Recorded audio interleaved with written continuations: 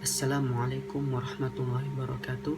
Saya Abdul Raul dari Akuntansi Syariah 20 akan membawa pembahasan mengenai at-tijarah atau bisnis.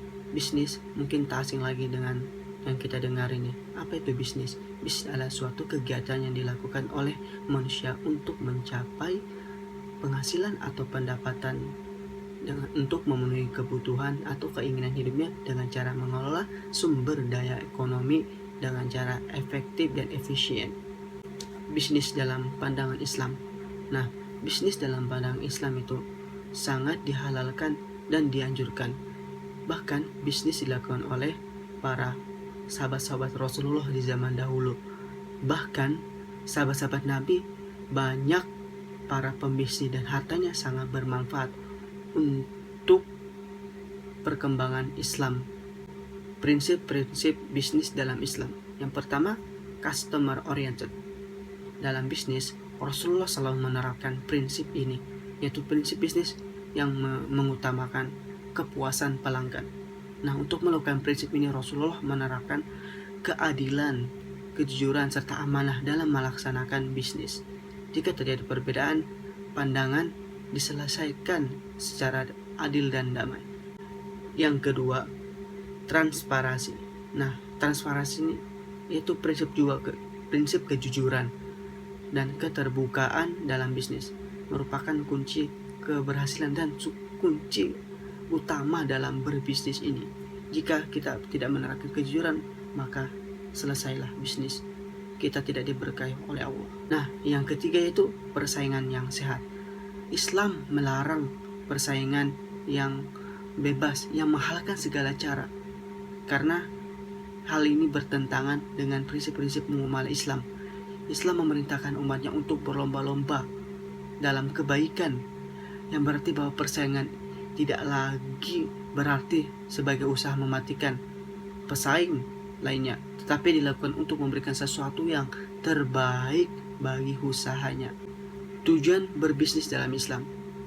Mungkin kalau tujuan pada umumnya bisnis ini yaitu mungkin mendapatkan penghasilan atau pendapatan.